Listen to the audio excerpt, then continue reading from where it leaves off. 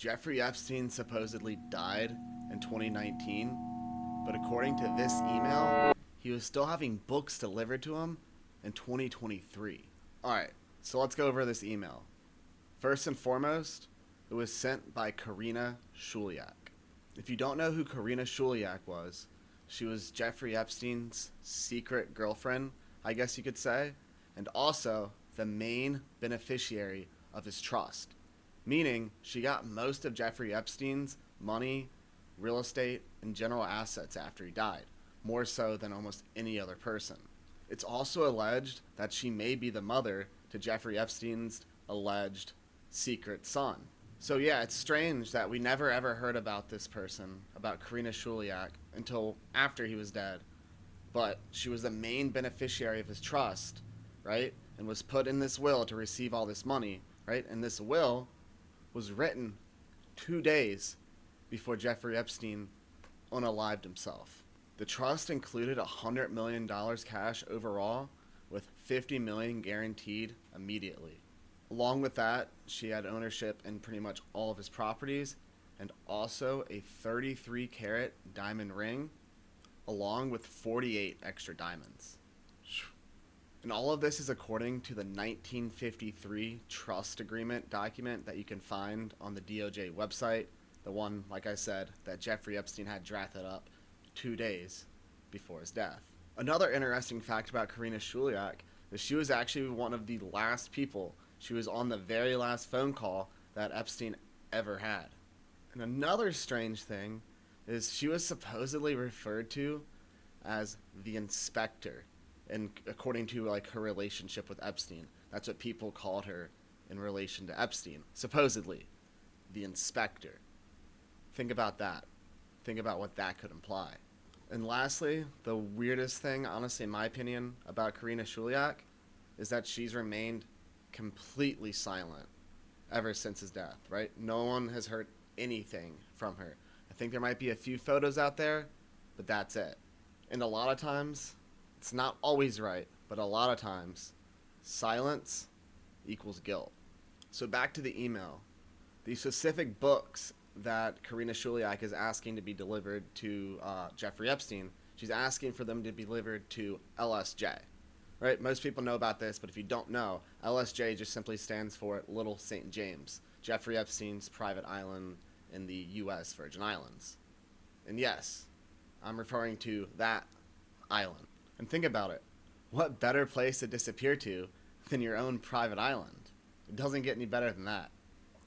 Normal people flee to Mexico, while the elites flee to their own private islands. Levels. The next strange part about this email is she's not asking specifically just for books to be delivered to Jeffrey Epstein, but specifically Amy's books. I couldn't find too much concrete. I'm not 100% sure what this means, but I do have one possible theory that makes a little bit of sense. It could possibly be referring to Amy Robach. I think I'm pronouncing that correctly. Amy Robach being the ABC reporter that did an interview with Virginia Giuffre, right? One of the most prominent Epstein victims who has now sadly passed away. Rest in peace. She did an interview with Virginia Giuffre, right? Talking about her experiences with Jeffrey Epstein. And she had a bit of a backlash from the network, and the network actually ended up not letting her publish this interview, and it became this big thing where she was caught talking to one of her other coworkers, saying about how ABC was quote-unquote quashing her interview, and she was caught on camera by that Project Veritas, where they go in and catch different politicians, business people, important people saying things that they shouldn't say. So I'm not sure exactly how that makes 100% sense. It's really the only Amy that I could think of in connection to Epstein. But she hasn't written a book, right? She's done interviews and there's articles and stuff about her, but no book. That leads me into the next point. Maybe they're not referring about actual books, right? Just like the same way, they're probably not actually referring to jerky when they're talking about jerky. These people are weird, but they're also kind of smart. and they speak in code, like all sorts of weird code, right? You guys have heard, right? Pizza, cheese pizza, hot dogs, all sorts of sick stuff, right? So maybe they're not really talking about books, because why would you have to email someone to get a book delivered? You'd think that would just be something really simple. You wouldn't have to email someone. But at the same time, if you're getting a book delivered to someone that is supposedly no longer with us, maybe it isn't as simple as just going on Amazon and ordering that book. But if we go right next to the next part of the email, right, we see where it says, give me a call and I can explain it, right? But call is spelled C =LL, right? That could obviously just be a typo.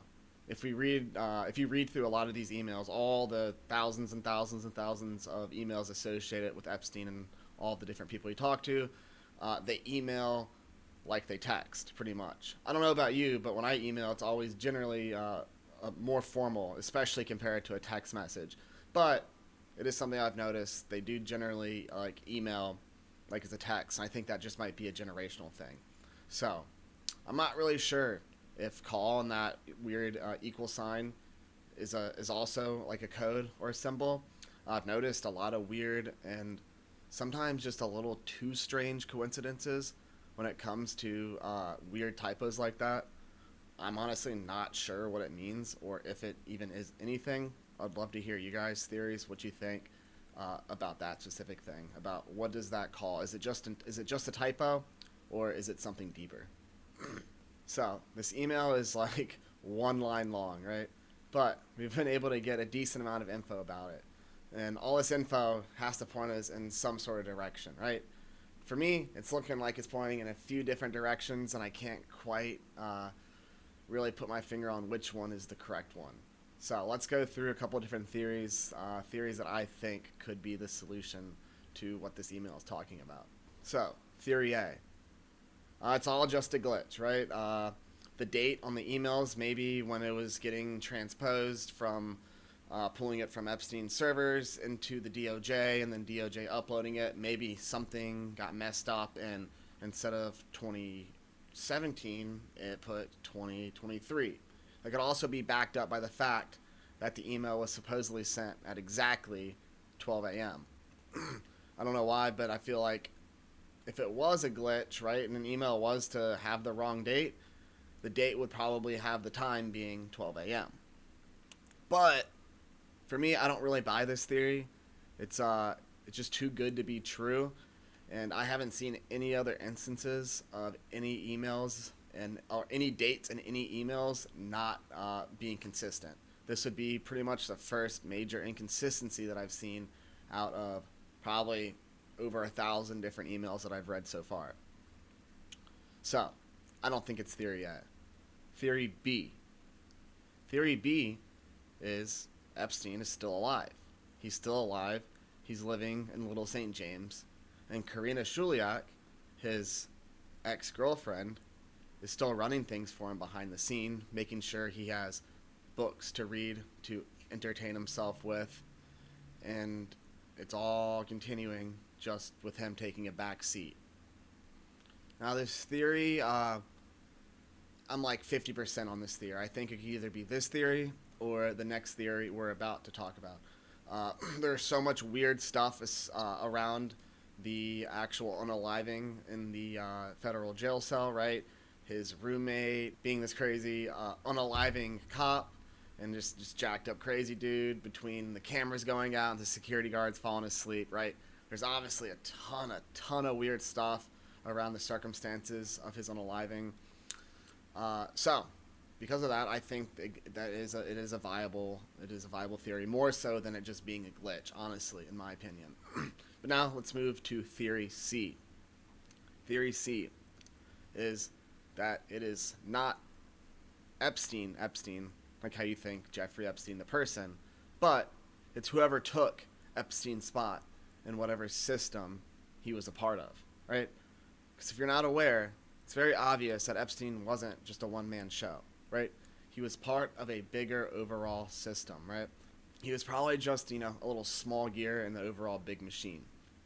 and it was a machine, right, that was collecting compromise or blackmail material on all sorts of important political and just all sorts of important people, right, in order to wield power and wield control. So I think this is honestly like even more slightly realistic than Theory B, that Epstein is still alive. Because even if this email isn't even true, you could just throw this email out. I can almost guarantee you that the network that Jeffrey Epstein was part of is still operating 100% right now. It has not stopped at all, right?